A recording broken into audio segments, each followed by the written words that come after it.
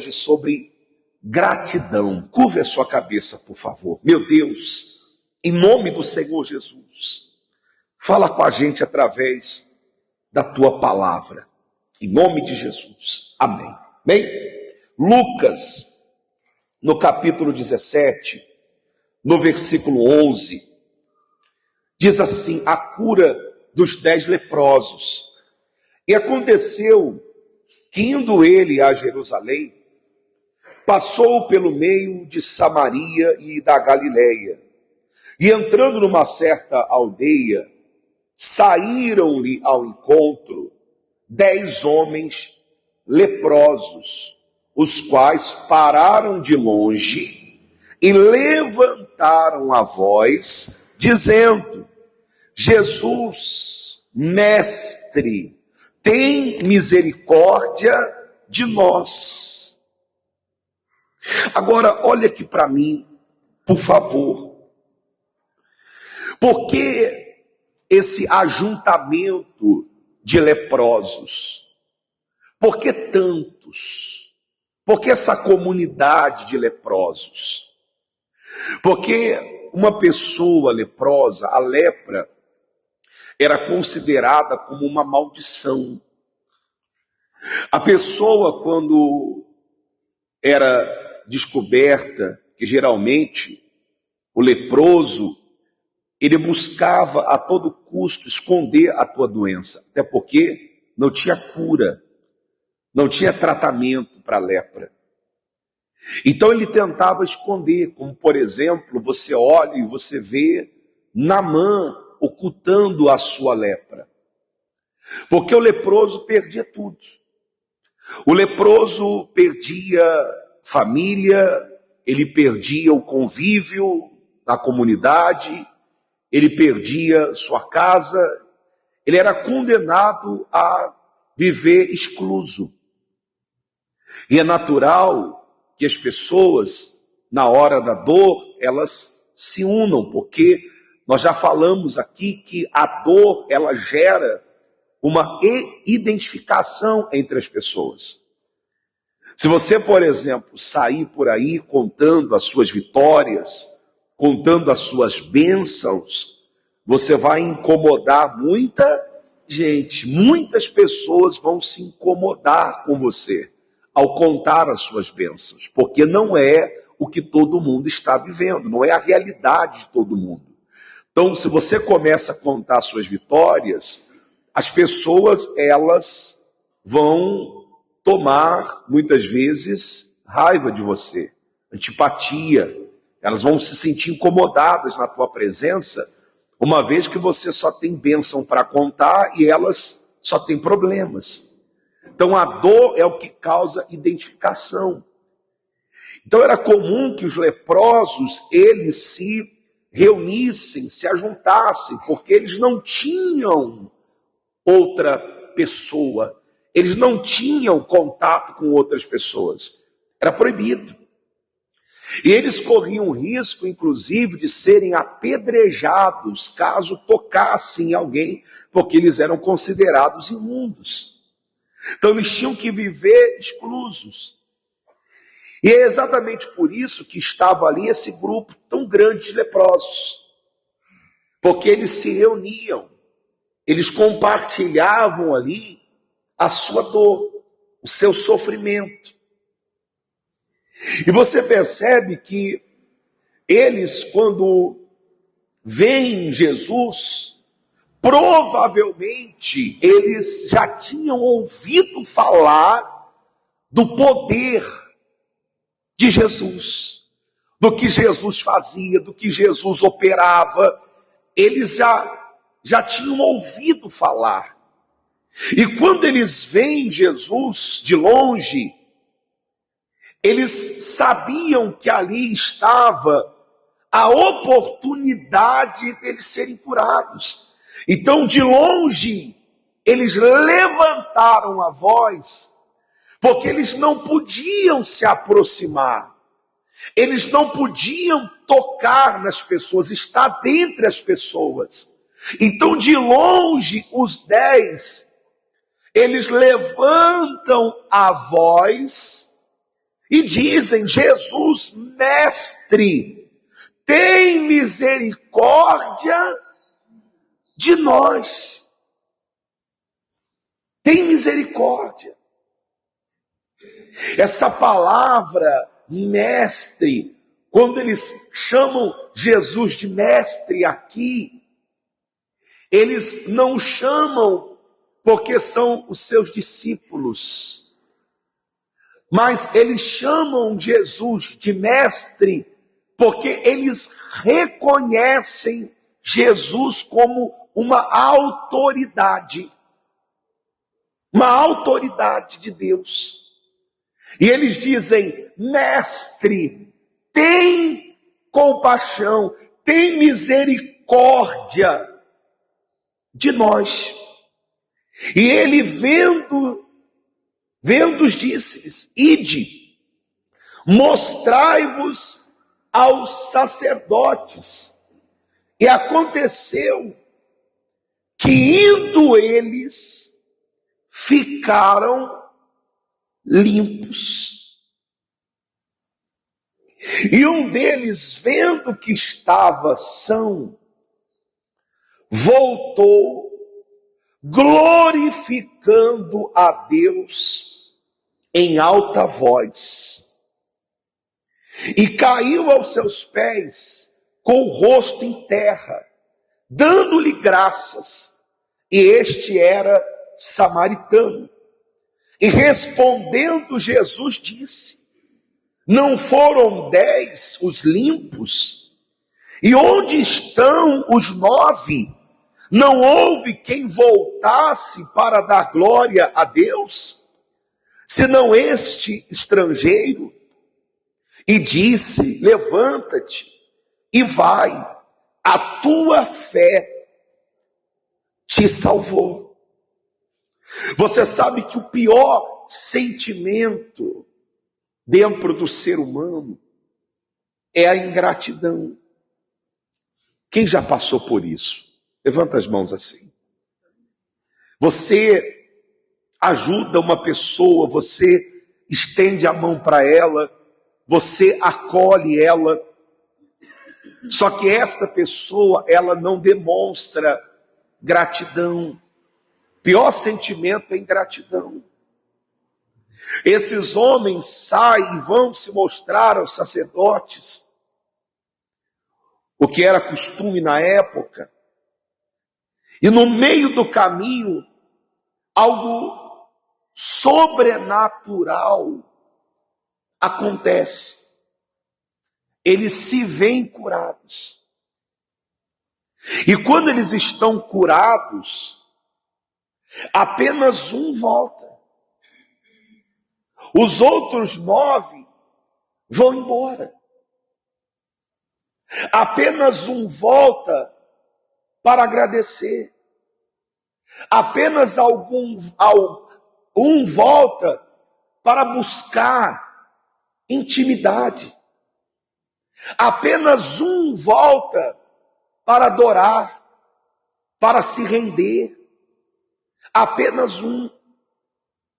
E os 9 se vendo curados, vão embora e seguem o seu caminho. Quando você olha hoje, não é diferente. Muitas pessoas, elas vivem como esses 9. E poucas são aquelas que vivem como esse um que voltou, adorando, louvando e se rendendo a Deus. Você vê que muitos são como esse 9, que vêm a Deus, que gritam por socorro, que dizem: Senhor, tem misericórdia do meu casamento. Senhor, tem misericórdia da minha situação. Senhor, tem misericórdia, eu estou no fundo do poço.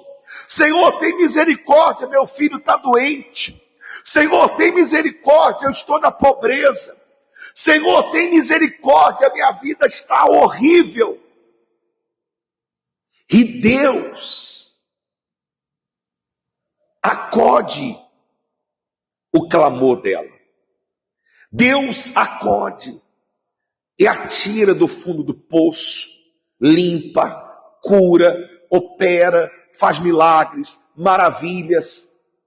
Só que quando essas pessoas olham e veem a sua situação resolvida, o seu problema resolvido, essas pessoas, elas se esquecem do que Deus fez. Elas se esquecem do fundo do poço que Deus atirou. Elas se esquecem de como elas estavam mal quando elas chegaram até Jesus. Elas se esquecem do quanto elas estavam quebradas, do quanto elas estavam destruídas, do quanto elas não eram nada. Elas se esquecem disso. E viram as costas para aquele que no momento mais difícil as acolheram. Porque ninguém queria contato com um leproso. Ninguém queria saber de um leproso. Mas Jesus parou e os ouviu. Jesus parou e os atendeu. Mas quando eles se viram curados, 9 deles foram embora. Não voltaram. Agora, quando você olha para essa história, ela chama a atenção, porque justamente aquele que voltou era o menos provável. Porque ele era samaritano. E os 9 que foram embora eram judeus. E os judeus não se davam com um samaritano. Não se davam. Porque eles se consideravam uma casta superior. Eles não se davam bem com o samaritano. Havia uma discordância, um desentendimento entre eles. Por isso que a mulher samaritana, quando Jesus pede a ela de beber, ela responde: como tu, sendo judeu, pede de beber a mim, que sou mulher samaritana. Mas Jesus enfatiza que quem voltou foi exatamente o samaritano. Aquele que voltou foi o samaritano. E é interessante que os judeus não se davam bem com o samaritano, mas na doença eles estavam unidos. Você sabe que há pessoas que só vai se unir a você porque ela está na dor e você está na dor como ela. Tem pessoas que só vai se unir a você porque ela está mal igual a você. A hora que ela ficar bem, ela vai se afastar. Talvez esse samaritano tenha voltado exatamente por isso. Porque ele conhecia, ele sabia desse desentendimento. E ele provavelmente, talvez, deva ter pensado: agora eles estão curados, eles não vão querer ficar comigo, eu sou samaritano. Eles estavam comigo aqui na doença porque não tinha ninguém com quem contar. Tem pessoas que só vai estar com você porque só você está estendendo a mão para ela, porque ela não tem ninguém por ela. Mas o dia que ela tiver, ela vai te rejeitar. E ele sabia disso. E por isso ele volta. Por quê? Porque ele sabia que o único que o aceitaria sendo quem ele era Jesus. Por isso ele volta. Porque agora já curados, agora já restabelecidos, aqueles 9 judeus poderiam dizer: não, você é samaritano, segue o teu caminho que a gente segue o nosso. Porque agora nós estamos curados, nós não queremos nada com você não. Mas aquele samaritano voltou para o único que eu aceitaria como era. E Jesus disse: vai, a tua fé te salvou. Mais do que curar você, Deus quer te salvar. Mais do que operar milagres na tua vida, Deus quer salvar a tua alma. Deus quer salvar você. Ele não entregou o seu filho na cruz, o Senhor Jesus, na cruz, para nos curar. Ele não entregou Jesus na cruz para trazer bênçãos para a nossa vida, não. O propósito da cruz foi nos salvar. O propósito da cruz é a salvação, é a redenção. A preocupação de Jesus é salvar você, é me salvar. E você vê que Jesus, quando viu que voltou apenas um e os 9 foram embora, Jesus mostrou preocupação com os 9. Ele poderia não se importar, mas você vê que Jesus se importa com a nossa ingratidão. Isso o incomoda. A ingratidão incomoda Deus. A ingratidão mexe com Deus. Filhos ingratos incomodam a Deus. Porque você olha e você vê Jesus se preocupando. Olha, não foram 10 os que foram curados? Cadê então os 9? Jesus estava preocupado com eles. Porque não é porque eles estavam curados que eles estavam bem. E nós não podemos nos enganar. Porque não é porque você recebeu uma bênção que você está bem. Não é porque uma porta se abriu na sua vida que você está bem. Não é porque você prosperou e hoje tem muito dinheiro que você está bem. Não é porque você conseguiu se casar, formar uma família que você está bem. Nós não podemos nos enganar, nos iludir com isso. Porque se você olhar, há pessoas que não buscam a Deus e que têm tudo que você tem de material e até mais. Ah, eu conquistei um carro, mas o incrédulo tem uma frota de carro. Ah, mas eu comprei uma boa casa, mas o incrédulo tem muitas delas. Ah, mas eu conquistei isso, eu conquistei aquilo, mas os incrédulos têm muito disso. Então nós não podemos nos iludir com o material, com o que é físico, porque tudo isso vai passar. Tudo isso passa. A bênção passa, o carro passa, o casamento passa, tudo passa, tudo nessa vida é perecível. Tudo vai passar, a riqueza vai ficar aqui. Nós não vamos levar nada.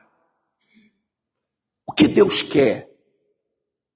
O que Deus espera? Relacionamento. O que Deus espera de nós? Adoração, devoção, temor, amor, gratidão. O que Deus espera de nós é relacionamento com Ele. É gratidão. É você agradecer por aquilo que Deus já fez na tua vida. E ainda que você não tenha recebido as bênçãos que você deseja, você já recebeu a maior de todas elas, que foi Jesus Cristo morrer por você. É a salvação da sua alma. É a porta que Deus abriu para sermos salvos. Jesus disse: eu sou a porta. É a porta que Deus abriu, a porta para a salvação, mas ela é estreita. O caminho é apertado. Mas só dessa porta ter se abrido, nós já temos que agradecer a Deus por essa porta aberta. Agradecer a Deus por essa porta. Agradeça a Deus pelo seu casamento. Agradeça a Deus pela sua vida. Agradeça a Deus pela sua saúde. Agradeça a Deus por tudo aquilo que Deus tem feito na sua vida. Seja grato. E digo mais, agradeça até por aquilo que ainda não aconteceu, porque você crê que vai acontecer. Entenda isso, a gratidão, ela faz com que milagres aconteçam. A gratidão abre as portas para os milagres. Quando Jesus chega diante do túmulo de Lázaro, uma multidão o presenciava, e ele disse: Pai, graças te dou, porque me ouves. Ele agradece, porque ele já sabia o que ia acontecer. Aprenda a agradecer a Deus por aquilo que Deus já fez e pelas coisas que ainda Ele vai fazer. E ainda que Ele não faça, agradeça mesmo assim. Seja grato a Deus. Agradeça a Deus. Porque a ingratidão, ela incomoda Deus. Seja grato. E sendo grato, Deus vai se agradar de você. Amém? Meu Deus, ser curado é bom. Receber milagres é bom. Mas não há nada melhor, meu Deus, do que nos relacionarmos contigo. Não há nada melhor do que termos um relacionamento com o Senhor, do que termos a tua presença, o teu Espírito, meu Deus. Então vem sobre a nossa vida agora. O Senhor, meu Deus, é a fonte da nossa força. O Senhor, meu Deus, é a nossa viva esperança. Sem o Senhor, meu Pai, nós não somos nada. Sem o Senhor não há vida. Sem o Senhor não há paz. Sem o Senhor não há salvação.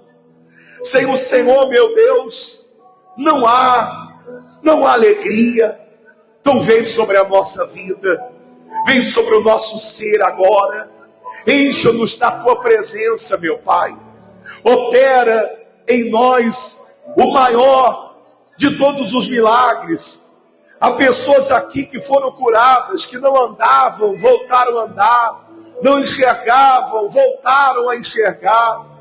Pessoas que receberam milagres extraordinários, mas nenhum deles se compara, meu Deus, ao milagre da salvação da alma.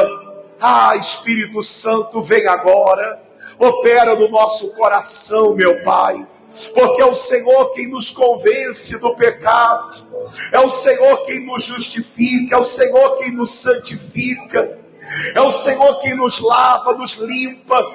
Então venha limpar no nosso coração Venha, Senhor, tirar toda imundícia, toda sujeira, toda imoralidade. Venha limpar a nossa mente, o nosso coração, a nossa alma. Venha santificar a nossa vida, para que possamos com ela santificar o teu nome, engrandecê-lo, exaltá-lo, magnificá-lo, porque somente o Senhor é digno de toda adoração, de toda honra, de todo louvor.